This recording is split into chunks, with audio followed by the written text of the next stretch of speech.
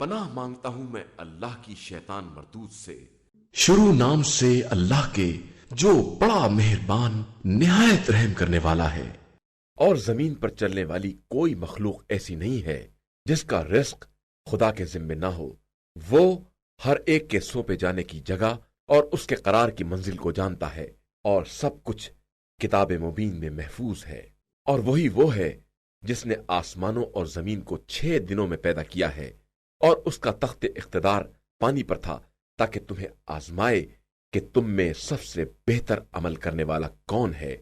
اور اگر آپ صلی اللہ علیہ وآلہ وسلم کہیں گے کہ تم لوگ موت کے بعد پھر اٹھائے جانے والے ہو، تو یہ کافر کہیں گے کہ یہ تو صرف ایک کھلا ہوا جادو ہے۔ اور اگر ہم ان کے عذاب کو ایک معینہ مدت کے لیے ٹال دیں تو طنز کریں گے کہ عذاب کو کس چیز نے روک لیا ہے۔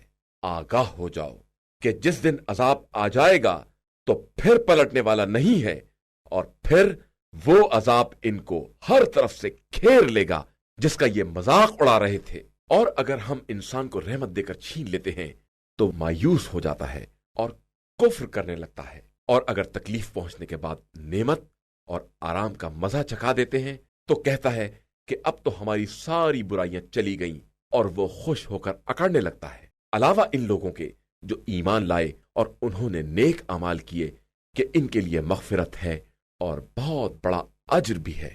بس کیا تم ہماری وحی کے بعض حصوں کو اس لیے ترک کرنے والے ہو، یا اس سے تمہارا سینہ اس لیے تنگ ہوا ہے کہ یہ لوگ کہیں گے کہ ان کے اوپر خزانہ کیوں نہیں نازل ہوا، یا ان کے ساتھ ملک کیوں نہیں آیا؟ تو آپ صرف عذاب الہی سے ڈرانے والے ہیں، اور اللہ ہر شے کا نگراں اور ذمہ دار ہے۔ کیا یہ لوگ کہتے ہیں کہ یہ قرآن بندے نے گڑھ لیا ہے؟ تو کہہ دیجئے کہ اس جیسے 10 سورے گڑھ کر تم بھی لے آؤ، اور اللہ کے علاوہ جس کو چاہو اپنی مدد کے لیے بلاؤ، اگر تم اپنی بات میں سچے ہو۔ پھر اگر یہ آپ صلی اللہ علیہ وآلہ وسلم کی بات قبول نہ کریں تو تم سب سمجھ لو کہ جو کچھ نازل کیا گیا ہے سب خدا کے علم سے ہے، اور اس کے علاوہ کوئی خدا نہیں ہے۔ تو کیا اب تم اسلام لانے والے ہو؟ جو شخص زندگانی دنیا اور اس کی زینت ہی چاہتا ہے، ہم اس کے اعمال کا پورا حساب یہیں کر دیتے ہیں اور کسی طرح کی کمی نہیں کرتے ہیں۔ اور یہی وہ ہیں جن کے لیے آخرت میں جہنم کے علاوہ کچھ نہیں ہے، اور ان کے سارے کاروبار برباد ہو گئے ہیں اور سارے اعمال باطل و بے اثر ہو گئے ہیں۔ کیا جو شخص اپنے رب کی طرف سے کھلی دلیل رکھتا ہے اور اس کے پیچھے اس کا گواہ بھی ہے، اور اس کے پہلے موسیٰ کی کتاب گواہی دے رہی ہے جو قوم کے لیے پیشوا اور رحمت تھی، وہ افطرا کرے گا؟ بے شک صاحبان ایمان اسی پر ایمان رکھتے ہیں، اور جو لوگ اس کا انکار کرتے ہیں ان کا ٹھکانہ جہنم ہے۔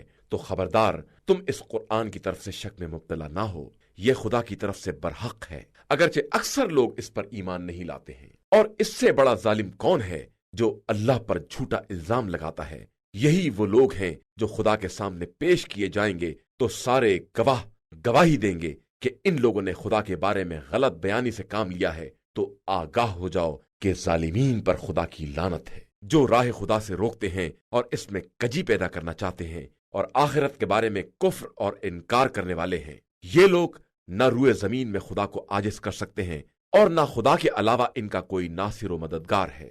ان کا عذاب دگنا کر دیا جائے گا کہ یہ نہ حق بات سن سکتے تھے اور نہ اس کے منظر عام کو دیکھ سکتے تھے۔ یہی وہ لوگ ہیں جنہوں نے خود اپنے نفس کو خسارے میں مبتلا کیا، اور ان سے وہ بھی گم ہو گئے جن کا افترا کیا کرتے تھے۔ یقیناً یہ لوگ آخرت میں بہت بڑا گھاٹا اٹھانے والے ہیں۔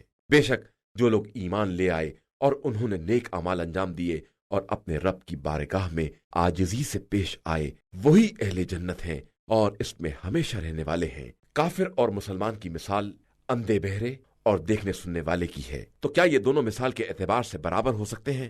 تمہیں ہوش کیوں نہیں آتا ہے؟ اور ہم نے نوح کو ان کی قوم کی طرف اس پیغام کے ساتھ بھیجا کہ میں تمہارے لیے کھلے ہوئے عذاب الہی سے ڈرانے والا ہوں، اور یہ کہ خبردار تم اللہ کے علاوہ کسی کی عبادت نہ کرنا، کہ میں تمہارے بارے میں دردناک دن کے عذاب کا خوف رکھتا ہوں۔ تو ان کی قوم کے بڑے لوگ جنہوں نے کفر اختیار کر لیا تھا، انہوں نے کہا کہ ہم تو تم کو اپنا ہی جیسا ایک انسان سمجھ رہے ہیں، اور تمہارے اتباع کرنے والوں کو دیکھتے ہیں کہ وہ ہمارے پس طبقے کے سادہ لوہ افراد ہیں۔ ہم تم میں اپنے اوپر کوئی فضیلت نہیں دیکھتے ہیں بلکہ تمہیں جھوٹا خیال کرتے ہیں۔ انہوں نے جواب دیا کہ اے قوم، تمہارا کیا خیال ہے کہ اگر میں اپنے پروردگار کی طرف سے دلیل رکھتا ہوں اور وہ مجھے اپنی طرف سے وہ رحمت عطا کر دے جو تمہیں دکھائی نہ دے، تو کیا میں ناگواری کے باوجود زبردستی تمہارے اوپر لا سکتا ہوں؟ اے قوم، میں تم سے کوئی مال تو نہیں چاہتا ہوں، میرا اجر تو اللہ کے ذمے ہے، اور میں صاحبان ایمان کو نکال بھی نہیں سکتا ہوں کہ وہ لوگ اپنے پروردگار سے ملاقات کرنے والے ہیں۔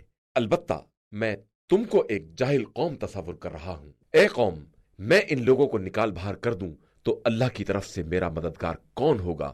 کیا تمہیں ہوش نہیں آتا ہے؟ اور میں تم سے یہ بھی نہیں کہتا ہوں کہ میرے پاس تمام خدائی خزانے موجود ہیں، اور نہ ہر غیب کے جاننے کا دعویٰ کرتا ہوں، اور نہ یہ کہتا ہوں کہ میں فرشتہ ہوں، اور نہ جو لوگ تمہاری نگاہوں میں ذلیل ہیں ان کے بارے میں یہ کہتا ہوں کہ خدا انہیں خیر نہ دے گا۔ اللہ ان کے دلوں سے خوب باخبر ہے، میں ایسا کہہ دوں گا تو ظالموں میں شمار ہو جاؤں گا۔ ان لوگوں نے کہا کہ نوح، آپ نے ہم سے جھگڑا کیا اور بہت جھگڑا کیا، تو اب جس چیز کا وعدہ کر رہے تھے اسے لے آؤ اگر تم اپنے دعوے میں سچے ہو۔ نوح نے کہا کہ وہ تو خدا لے آئے گا اگر چاہے گا، اور تم اسے عاجز بھی نہیں کر سکتے ہو، اور میں تمہیں نصیحت بھی کرنا چاہوں تو میری نصیحت تمہارے کام نہیں آئے گی اگر خدا ہی تم کو گمراہی میں چھوڑ دینا چاہے۔ وہی تمہارا پروردگار ہے اور اسی کی طرف تم پلٹ کر جانے والے ہو۔ کیا یہ لوگ یہ کہتے ہیں کہ انہوں نے اپنے پاس سے گڑھ لیا ہے؟ تو آپ کہہ دیجئے، اگر میں نے گڑھا ہے تو اس کا جرم میرے ذمہ ہے، اور میں تمہارے جرائم سے بری اور بیزار ہوں۔ اور نوح کی طرف یہ وحی کی گئی کہ تمہاری قوم میں سے اب کوئی ایمان نہ لائے گا علاوہ ان کے جو ایمان لا چکے، لہٰذا تم ان کے افعال سے رنجیدہ نہ ہو، اور ہماری نگاہوں کے سامنے ہماری وحی کی نگرانی میں کشتی تیار کرو، اور ظالموں کے بارے میں مجھ سے بات نہ کرو کہ یہ سب غرق ہو جانے والے ہیں۔ اور نوح کشتی بنا رہے تھے، اور جب بھی قوم کی کسی جماعت کا گزر ہوتا تھا تو ان کا مذاق اڑاتے تھے۔ نوح نے کہا کہ اگر تم ہمارا مذاق اڑاؤ گے تو کل ہم اسی طرح تمہارا بھی مذاق اڑائیں گے، پھر عنقریب تمہیں معلوم ہو جائے گا کہ جس کے پاس عذاب آتا ہے اسے رسوا کر دیا جاتا ہے، اور پھر وہ عذاب دائمی ہی ہو جاتا ہے، یہاں تک کہ جب ہمارا حکم آ گیا اور تنور سے پانی ابلنے لگا تو ہم نے کہا کہ نوح، اپنے ساتھ ہر جوڑے میں سے 2 کو لے لو، اور اپنے اہل کو بھی لے لو، علاوہ ان کے جن کے بارے میں ہلاکت کا فیصلہ ہو چکا ہے، اور صاحبان ایمان کو بھی لے لو، اور ان کے ساتھ ایمان والے بہت ہی کم تھے۔ نوح نے کہا اب تم سب کشتی میں سوار ہو جاؤ، خدا کے نام کے سہارے اس کا بہاؤ بھی ہے اور ٹھہراؤ بھی، اور بے شک میرا پروردگار بڑا بخشنے والا مہربان ہے۔ اور وہ کشتی انہیں لے کر پہاڑوں جیسی موجوں کے درمیان چلی جا رہی تھی کہ نوح نے اپنے فرزند کو آواز دی جو الگ جگہ پر تھا کہ فرزند، ہمارے ساتھ کشتی میں سوار ہو جا اور کافروں میں نہ ہو جا۔ اس نے کہا میں عنقریب پہاڑ پر پناہ لے لوں گا، وہ مجھے پانی سے بچا لے گا۔ نوح نے کہا کہ آج حکم خدا سے کوئی بچانے والا نہیں ہے سوائے اس کے جس پر خود خدا رحم کرے۔ اور پھر دونوں کے درمیان موج حائل ہو گئی اور وہ ڈوبنے والوں میں شامل ہو گیا۔ اور قدرت کا حکم ہوا کہ اے زمین اپنے پانی کو نگل لے، اور اے آسمان اپنے پانی کو روک لے، اور پھر پانی گھٹ گیا اور کام تمام کر دیا گیا، اور کشتی کوہ جودی پر ٹھہر گئی، اور آواز آئی کہ ہلاکت قوم ظالمین کے لیے ہے۔ اور نوح نے اپنے پروردگار کو پکارا کہ پروردگار، میرا فرزند میرے اہل میں سے ہے، اور تیرا وعدہ اہل کو بچانے کا برحق ہے، اور تو بہترین فیصلہ کرنے والا ہے۔ ارشاد ہوا کہ نوح، یہ تمہارے اہل سے نہیں ہے، یہ عمل غیر صالح ہے، لہٰذا مجھ سے اس چیز کے بارے میں سوال نہ کرو جس کا تمہیں علم نہیں ہے۔ میں تمہیں نصیحت کرتا ہوں کہ تمہارا شمار جاہلوں میں نہ ہو جائے۔ نوح نے کہا کہ خدایا، میں اس بات سے پناہ مانگتا ہوں کہ اس چیز کا سوال کروں جس کا علم نہ ہو، اور اگر تو مجھے معاف نہ کرے گا اور مجھ پر رحم نہ کرے گا تو میں خسارہ والوں میں ہو جاؤں گا۔ ارشاد ہوا، نوح، ہماری طرف سے سلامتی اور برکتوں کے ساتھ کشتی سے اترو، یہ سلامتی اور برکت تمہارے ساتھ کی قوم پر ہے، اور کچھ قومیں ہیں جنہیں ہم پہلے راحت دیں گے، اس کے بعد ہماری طرف سے دردناک عذاب ملے گا۔ پیغمبر صلی اللہ علیہ وآلہ وسلم یہ غیب کی خبریں ہیں جن کی ہم آپ صلی اللہ علیہ وآلہ وسلم کی طرف وحی کر رہے ہیں، جن کا علم نہ آپ کو تھا اور نہ آپ کی قوم کو، لہذا آپ صلی اللہ علیہ وآلہ وسلم صبر کریں کہ انجام صاحبان تقوی کے ہاتھ میں ہے۔ اور ہم نے قوم عاد کی طرف ان کے بھائی ہود کو بھیجا تو انہوں نے کہا کہ قوم والو، اللہ کی عبادت کرو، اس کے علاوہ تمہارا کوئی معبود نہیں ہے، تم صرف افطرا کرنے والے ہو۔ قوم والو، میں تم سے کسی اجرت کا سوال نہیں کرتا، میرا اجر تو اس پروردگار کے ذمے ہے جس نے مجھے پیدا کیا ہے، کیا تم عقل استعمال نہیں کرتے ہو؟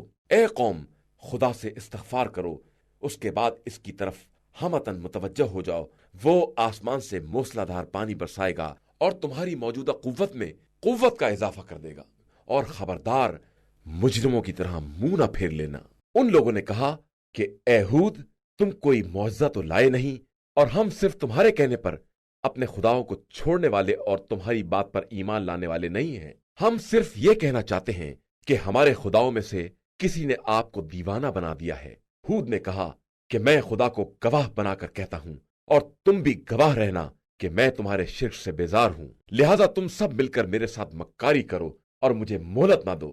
میرا اعتماد پروردگار پر ہے جو میرا اور تمہارا سب کا خدا ہے، اور کوئی زمین پر چلنے والا ایسا نہیں ہے جس کی پیشانی اس کے قبضے میں نہ ہو۔ میرے پروردگار کا راستہ بالکل سیدھا ہے، اس کے بعد بھی انحراف کرو تو میں نے خدائی پیغام کو پہنچا دیا ہے۔ اب خدا تمہاری جگہ پر دوسری قوموں کو لے آئے گا اور تم اس کا کچھ نہیں بگاڑ سکتے ہو، بے شک میرا پروردگار ہر شے کا نگراں ہے۔ اور جب ہمارا حکم آ گیا تو ہم نے ہود اور ان کے ساتھ ایمان لانے والوں کو اپنی رحمت سے بچا لیا اور انہیں سخت عذاب سے نجات دے دی۔ یہ قوم عاد ہے جس نے پروردگار کی آیتوں کا انکار کیا، اس کے رسولوں کی نافرمانی کی اور ہر ظالم و سرکش کا اتباع کر لیا، اور اس دنیا میں بھی اور قیامت میں بھی ان کے پیچھے لعنت لگا دی گئی ہے۔ آگاہ ہو جاؤ کہ عاد نے اپنے پروردگار کا کفر کیا، تو اب ہود کی قوم عاد کے لیے ہلاکت ہی ہلاکت ہے۔ اور ہم نے قوم سمود کی طرف ان کے بھائی صالح کو بھیجا، اور انہوں نے کہا کہ اے قوم، اللہ کی عبادت کرو، اس کے علاوہ کوئی خدا نہیں ہے، اس نے تمہیں زمین سے پیدا کیا ہے اور اس میں آباد کیا ہے، اور اب اس سے استغفار کرو اور اس کی طرف متوجہ ہو جاؤ کہ میرا پروردگار قریب تر اور دعاؤں کا قبول کرنے والا ہے۔ ان لوگوں نے کہا کہ اے صالح، اس سے پہلے تم سے بڑی امیدیں وابستہ تھیں، کیا تم اس بات سے روکتے ہو کہ ہم اپنے بزرگوں کے معبودوں کی پرستش کریں؟ ہم یقیناً تمہاری دعوت کی طرف سے شک اور شبے میں ہیں۔ انہوں نے کہا کہ اے قوم، تمہارا کیا خیال ہے کہ اگر میں اپنے پروردگار کی طرف سے دلیل رکھتا ہوں اور اس نے مجھے رحمت عطا کی ہے، تو اگر میں اس کی نافرمانی کروں گا تو اس کے مقابلے میں کون میری مدد کر سکے گا؟ تم تو گھاٹے میں اضافے کے علاوہ کچھ نہیں کر سکتے ہو۔ اے قوم، یہ ناقہ اللہ کی طرف سے ایک نشانی ہے، اسے آزاد چھوڑ دو تاکہ زمین خدا میں چین سے کھائے، اور اسے کسی طرح کی تکلیف نہ دینا کہ تمہیں جلد ہی کوئی عذاب اپنی گرفت میں لے لے۔ اس کے بعد بھی ان لوگوں نے اس کی کونچیں کاٹ دیں، تو صالح نے کہا کہ اب اپنے گھروں میں 3 دن تک اور آرام کرو، یہ وعدہ الہی ہے جو غلط نہیں ہو سکتا ہے۔ اس کے بعد جب ہمارا حکم عذاب آ پہنچا تو ہم نے صالح اور ان کے ساتھ کے صاحبان ایمان کو اپنی رحمت سے اپنے عذاب اور اس دن کی رسوائی سے بچا لیا کہ تمہارا پروردگار صاحب قوت اور سب پر غالب ہے۔ اور ظلم کرنے والوں کو ایک چنگھاڑ نے اپنی لپیٹ میں لے لیا تو وہ اپنے دیار میں اوندھے پڑے رہ گئے، جیسے کبھی یہاں بسے ہی نہیں تھے۔ آگاہ ہو جاؤ کہ سمود نے اپنے رب کی نافرمانی کی ہے، اور ہوشیار ہو جاؤ کہ سمود کے لیے ہلاکت ہی ہلاکت ہے۔ اور ابراہیم کے پاس ہمارے نمائندے بشارت لے کر آئے اور آ کر سلام کیا، تو ابراہیم نے بھی سلام کیا، اور تھوڑی دیر نہ گزری تھی کہ بھنا ہوا بچڑا لے آئے، اور جب دیکھا کہ ان لوگوں کے ہاتھ ادھر نہیں بڑھ رہے ہیں تو تعجب کیا اور ان کی طرف سے خوف محسوس کیا۔ انہوں نے کہا کہ آپ ڈرے نہیں، ہم قوم لوط کی طرف بھیجے گئے ہیں۔ ابراہیم کی زوجہ اسی جگہ کھڑی تھی، یہ سن کر ہنس پڑی، تو ہم نے انہیں اسحاق کی بشارت دے دی، اور اسحاق کے بعد پھر یعقوب کی بشارت دی۔ تو انہوں نے کہا کہ یہ مصیبت، اب میرے یہاں بچہ ہوگا جبکہ میں بھی بوڑھی ہوں اور میرے میاں بھی بوڑھے ہیں، یہ تو بالکل عجیب سی بات ہے۔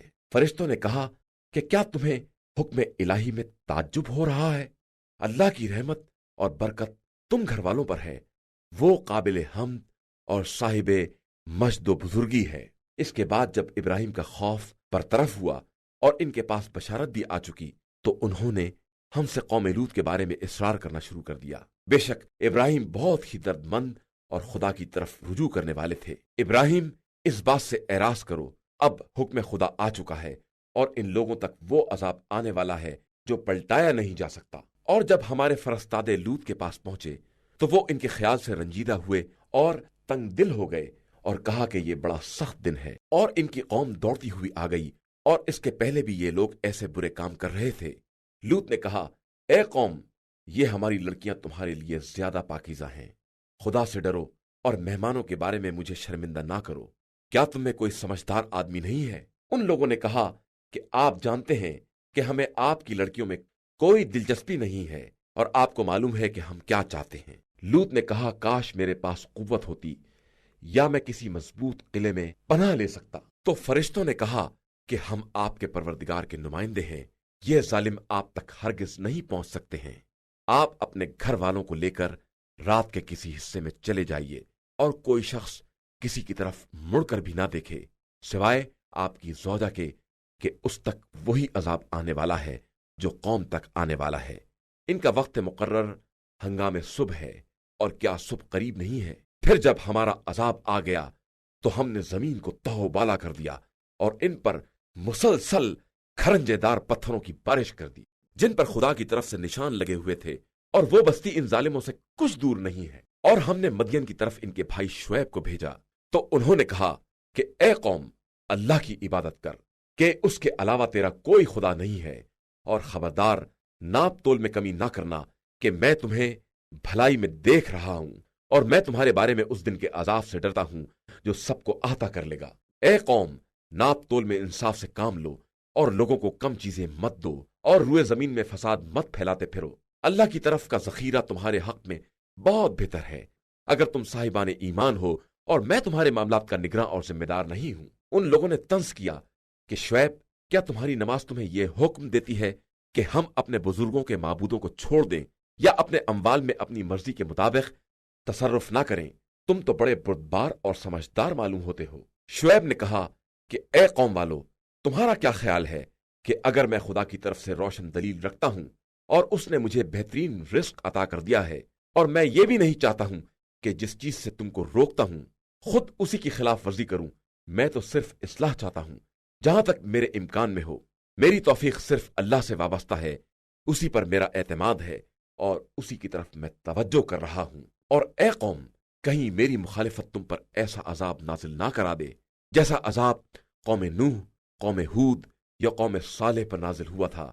اور قوم لوط بھی تم سے کچھ دور نہیں ہے۔ اور اپنے پروردگار سے استغفار کرو، اس کے بعد اس کی طرف متوجہ ہو جاؤ کہ بے شک میرا پروردگار بہت مہربان اور محبت کرنے والا ہے۔ ان لوگوں نے کہا کہ اے شعیب، آپ کی اکثر باتیں ہماری سمجھ میں نہیں آتی ہیں، اور ہم تو آپ کو اپنے درمیان کمزور ہی پا رہے ہیں کہ اگر آپ کا قبیلہ نہ ہوتا تو ہم آپ کو سنسار کر دیتے اور آپ ہم پر غالب نہیں آ سکتے تھے۔ شعیب نے کہا کہ کیا میرا قبیلہ تمہاری نگاہ میں اللہ سے زیادہ عزیز ہے، اور تم نے اللہ کو بالکل پس پشت ڈال دیا ہے، جبکہ میرا پروردگار تمہارے اعمال کا خوب احاطہ کیے ہوئے ہے۔ اور اے قوم، تم اپنی جگہ پر اپنا کام کرو، میں اپنا کام کر رہا ہوں۔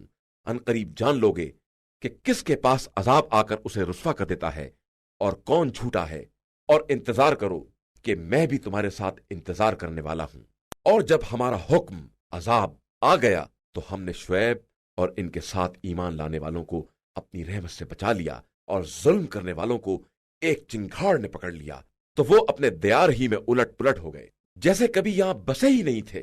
اور آگاہ ہو جاؤ، قوم مدین کے لیے ویسے ہی ہلاکت ہے جیسے قوم سمود ہلاک ہو گئی تھی۔ اور ہم نے موسیٰ کو اپنی نشانیوں اور روشن دلیل کے ساتھ بھیجا فرعون اور اس کی قوم کی طرف، تو لوگوں نے فرعون کے حکم کا اتباع کر لیا، جبکہ فرعون کا حکم عقل و ہوش والا حکم نہیں تھا۔ وہ روز قیامت اپنی قوم کے آگے آگے چلے گا اور انہیں جہنم میں وارد کر دے گا، جو بدترین وارد ہونے کی جگہ ہے۔ ان لوگوں کے پیچھے اس دنیا میں بھی لعنت لگا دی گئی ہے، اور روز قیامت بھی یہ بدترین عطیہ ہے جو انہیں دیا جائے گا۔ یہ چند بستیوں کی خبریں ہیں جو ہم آپ سے بیان کر رہے ہیں، ان میں سے بعض باقی رہ گئی ہیں اور بعض کٹ پٹ کر برابر ہو گئی ہیں، اور ہم نے ان پر کوئی ظلم نہیں کیا ہے بلکہ انہوں نے خود اپنے اوپر ظلم کیا ہے، تو عذاب کے آ جانے کے بعد ان کے وہ خدا بھی کام نہ آئے جنہیں وہ خدا کو چھوڑ کر پکار رہے تھے، اور ان خداؤں نے مزید ہلاکت کے علاوہ انہیں کچھ نہیں دیا۔ اور اسی طرح تمہارے پروردگار کی گرفت ہوتی ہے جب وہ ظلم کرنے والی بستیوں کو اپنی گرفت میں لے لیتا ہے، کہ اس کی گرفت بہت ہی سخت اور دردناک ہوتی ہے۔ اس بات میں ان لوگوں کے لیے نشانی پائی جاتی ہے جو عذاب آخرت سے ڈرنے والے ہیں۔ وہ دن جس دن تمام لوگ جمع کیے جائیں گے اور وہ سب کی حاضری کا دن ہوگا، اور ہم اپنے عذاب کو صرف ایک معینہ مدت کے لیے ٹال رہے ہیں۔ اس کے بعد جس دن وہ آ جائے گا تو کوئی شخص بھی اذن خدا کے بغیر کسی سے بات بھی نہ کر سکے گا۔ اس دن کچھ بدبخت ہوں گے اور کچھ نیک بخت۔ پس جو لوگ بدبخت ہوں گے وہ جہنم میں رہیں گے، جہاں ان کے لیے صرف ہائے وائے اور چیخ و پکار ہوگی۔ وہ وہیں ہمیشہ رہنے والے ہیں جب تک آسمان و زمین قائم ہے، مگر یہ کہ آپ کا پروردگار نکالنا چاہے کہ وہ جو بھی چاہے کر سکتا ہے۔ اور جو لوگ نیک بخت ہیں وہ جنت میں ہوں گے اور وہیں ہمیشہ رہیں گے جب تک کہ آسمان و زمین قائم ہے، مگر یہ کہ پروردگار اس کے خلاف چاہے۔ یہ خدا کی ایک عطا ہے، لہذا خدا کے علاوہ جس کی بھی یہ پرستش کرتے ہیں اس کی طرف سے آپ کسی شبے میں نہ پڑیں۔ یہ اسی طرح پرستش کر رہے ہیں جس طرح ان کے باپ دادا کر رہے تھے، اور ہم انہیں پورا پورا حصہ بغیر کسی کمی کے دیں گے۔ اور ہم نے موسیٰ کو کتاب دی تو اس میں بھی اختلاف پیدا کر دیا گیا، اور اگر تمہارے پروردگار کی طرف سے پہلے بات نہ ہو گئی ہوتی تو ان کے درمیان فیصلہ کر دیا جاتا، اور یہ لوگ اس عذاب کی طرف سے شک میں پڑے ہوئے ہیں۔ اور یقیناً تمہارا پروردگار سب کے اعمال کا پورا پورا بدلہ دے گا، اور وہ ان سب کے اعمال سے خوب باخبر ہے۔ لہذا آپ کو جس طرح حکم دیا گیا ہے اسی طرح استقامت سے کام لیں، اور وہ بھی جنہوں نے آپ کے ساتھ توبہ کر لی ہے، اور کوئی کسی طرح کی زیادتی نہ کرے، کہ خدا سب کے اعمال کو خوب دیکھنے والا ہے۔ اور خبردار تم لوگ ظالموں کی طرف جھکاؤ اختیار نہ کرنا، کہ جہنم کی آگ تمہیں چھو لے گی، اور خدا کے علاوہ کوئی تمہارا سرپرست نہیں ہوگا، اور تمہاری مدد بھی نہیں کی جائے گی۔ اور پیغمبر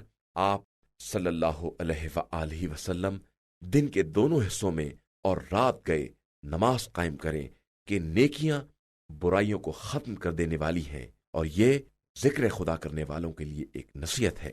اور آپ صلی اللہ علیہ وآلہ وسلم صبر سے کام لیں، کہ خدا نیک عمل کرنے والوں کے اجر کو ضائع نہیں کرتا ہے۔ تو تمہارے پہلے والے زمانوں اور نسلوں میں ایسے صاحبان عقل کیوں نہیں پیدا ہوئے جو لوگوں کو زمین میں فساد پھیلانے سے روکتے، علاوہ ان چند افراد کے جنہیں ہم نے نجات دے دی، اور ظالم تو اپنے عیش ہی کے پیچھے پڑے رہے، اور یہ سب کے سب مجرم تھے۔ اور آپ صلی اللہ علیہ وآلہ وسلم کے پروردگار کا کام یہ نہیں ہے کہ کسی قریہ کو ظلم کر کے تباہ کر دے، جبکہ اس کے رہنے والے اصلاح کرنے والے ہوں۔ اور اگر آپ صلی اللہ علیہ وآلہ وسلم کا پروردگار چاہ لیتا تو سارے انسانوں کو ایک قوم بنا دیتا، لیکن وہ جبر نہیں کرتا ہے، لہذا یہ ہمیشہ مختلف ہی رہیں گے، علاوہ ان کے جن پر خدا نے رحم کر دیا ہو، اور اسی لیے انہیں پیدا کیا ہے۔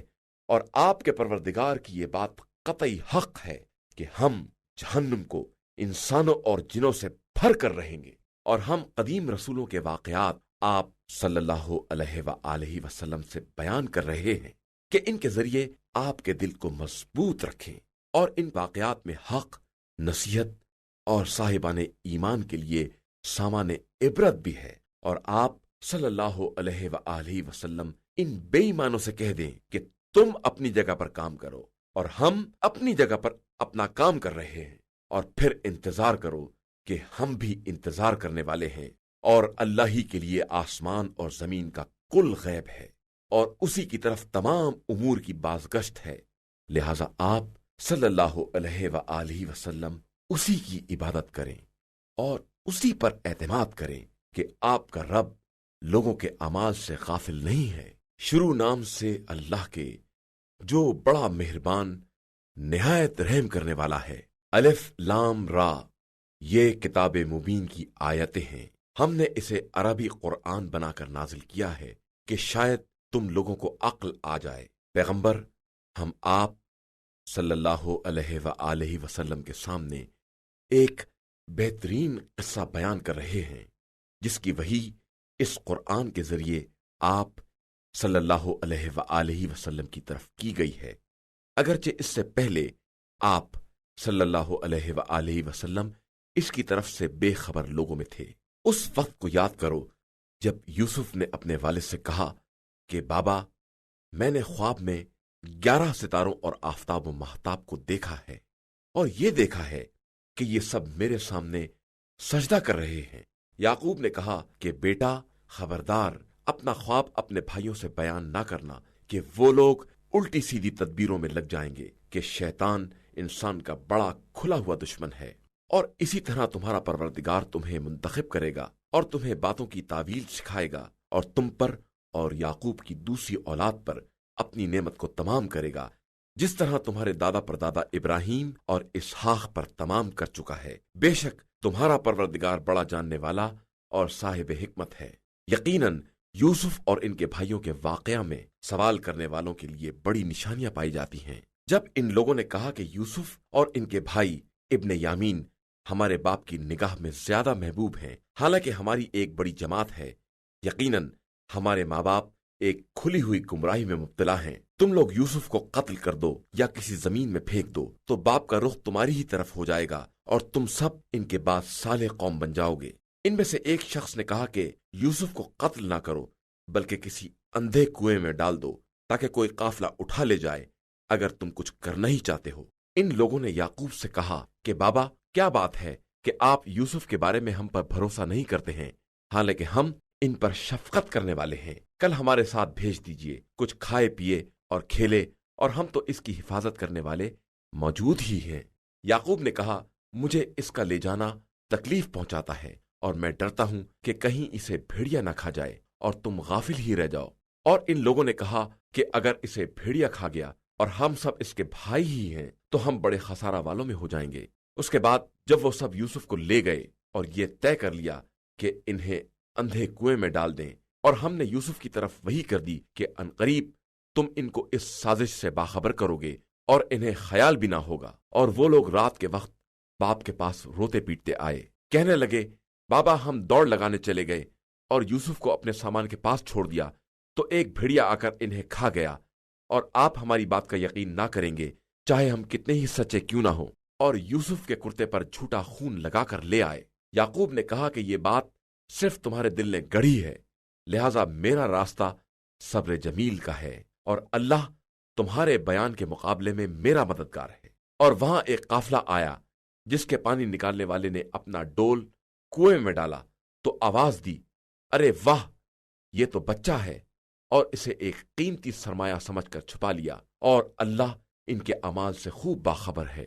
اور ان لوگوں نے یوسف کو معمولی قیمت پر بیچ ڈالا، چند درہم کے عوض، اور وہ لوگ تو ان سے بیزار تھے ہی۔ اور مصر کے جس شخص نے انہیں خریدا تھا، اس نے اپنی بیوی سے کہا کہ اسے عزت و احترام کے ساتھ رکھو، شاید یہ ہمیں کوئی فائدہ پہنچائے یا ہم اسے اپنا فرزند بنا لیں۔ اور اس طرح ہم نے یوسف کو زمین میں اقتدار دیا، اور تاکہ اس طرح انہیں خوابوں کی تعبیر کا علم سکھائیں، اور اللہ اپنے کام پر غلبہ رکھنے والا ہے۔ یہ اور بات ہے کہ اکثر لوگوں کو اس کا علم نہیں ہے۔ اور جب یوسف اپنی جوانی کی عمر کو پہنچے تو ہم نے انہیں حکم اور علم عطا کر دیا کہ ہم اسی طرح نیک عمل کرنے والوں کو جزا دیا کرتے ہیں۔ اور اس نے ان سے اظہار محبت کیا جس کے گھر میں یوسف رہتے تھے، اور دروازے بند کر دیے، اور کہنے لگی، لو آؤ۔ یوسف نے کہا کہ معاذ اللہ، وہ میرا مالک ہے، اس نے مجھے اچھی طرح رکھا ہے، اور ظلم کرنے والے کبھی کامیاب نہیں ہوتے۔ اور یقیناً اس عورت نے ان سے برائی کا ارادہ کیا، اور وہ بھی ارادہ کر بیٹھتے اگر اپنے رب کی دلیل نہ دیکھ لیتے۔ یہ تو ہم نے اس طرح کا انتظام کیا کہ ان سے برائی اور بدکاری کا رخ موڑ دیں کہ وہ ہمارے مخلص بندوں میں سے تھے۔ اور دونوں نے دروازے کی طرف سبقت کی، اور اس نے ان کا کرتا پیچھے سے پھاڑ دیا، اور دونوں نے اس کے سردار کو دروازے ہی پر دیکھ لیا۔ اس نے گھبرا کر فریاد کی، جو تمہاری عورت کے ساتھ برائی کا ارادہ کرے، اس کی سزا اس کے علاوہ کیا ہے کہ اسے قیدی بنا دیا جائے یا اس پر دردناک عذاب کیا جائے۔ یوسف نے کہا کہ اس نے خود مجھ سے اظہار محبت کیا ہے، اور اس پر اس کے گھر والوں میں سے ایک گواہ نے گواہی بھی دے دی کہ اگر ان کا دامن سامنے سے پھٹا ہے تو وہ سچی ہے اور یہ جھوٹوں میں سے ہیں، اور اگر ان کا کرتا پیچھے سے پھٹا ہے تو وہ جھوٹی ہے، یہ سچوں میں سے ہیں۔ پھر جو دیکھا کہ ان کا کرتا پیچھے سے پھٹا ہے تو اس نے کہا کہ یہ تم عورتوں کی مکاری ہے، تمہارا مکر بہت عظیم ہوتا ہے۔ یوسف اب تم اس سے اعراض کرو، اور زلیخا تو اپنے گناہ کے لیے استغفار کر کہ تو خطا کاروں میں ہے۔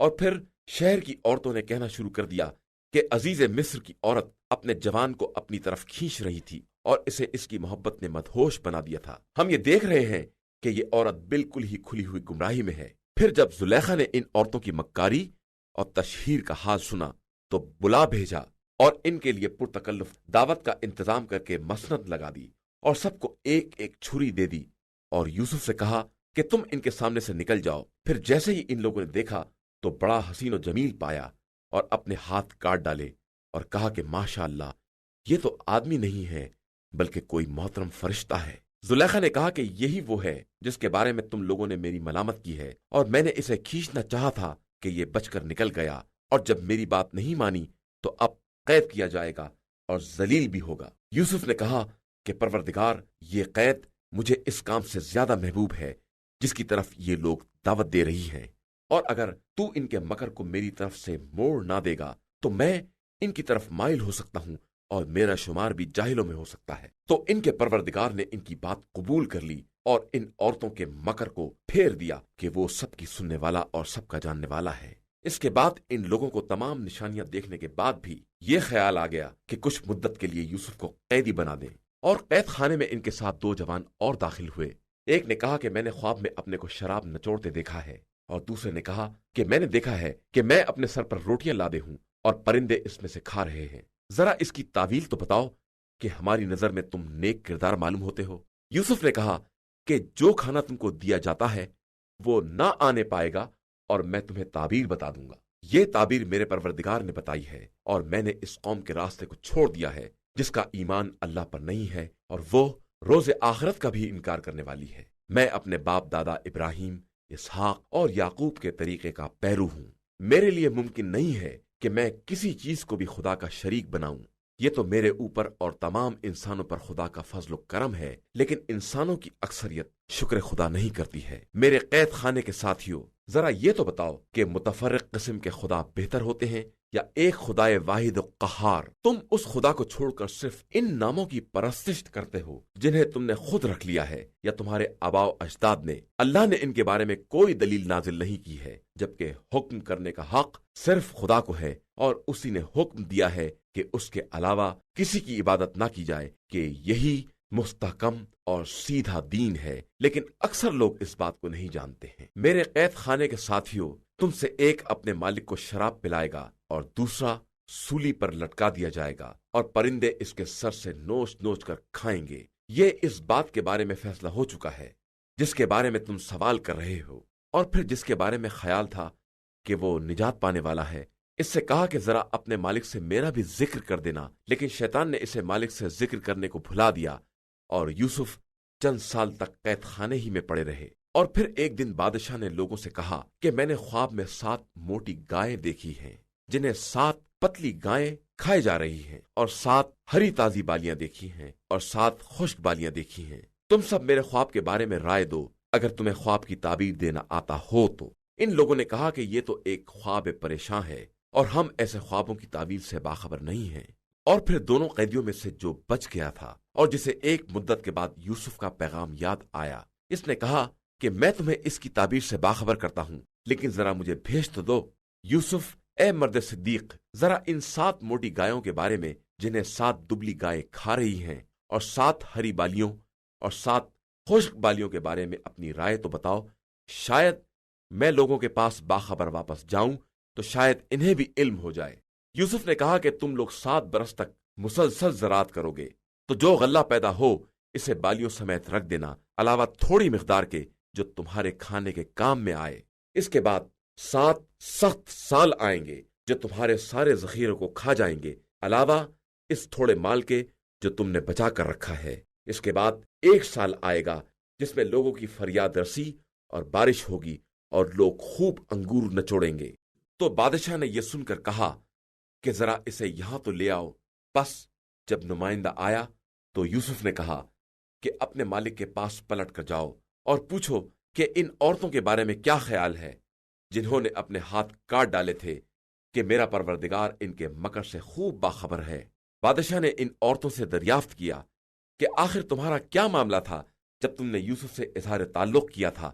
ان لوگوں نے کہا کہ ماشاء اللہ، ہم نے ہرگز ان میں کوئی برائی نہیں دیکھی۔ تو عزیز مصر کی بیوی نے کہا کہ اب حق بالکل واضح ہو گیا ہے کہ میں نے خود انہیں اپنی طرف مائل کرنے کی کوشش کی تھی اور وہ صادقین میں سے ہیں۔ یوسف نے کہا کہ یہ ساری بات اس لیے ہے کہ بادشاہ کو یہ معلوم ہو جائے کہ میں نے اس کی عدم موجودگی میں کوئی خیانت نہیں کی ہے، اور خدا خیانت کاروں کے مکر کو کامیاب نہیں ہونے دیتا۔ إِنَّا هَدَيْنَاهُ السَّبِيلَ إِمَّا شَاكِرًا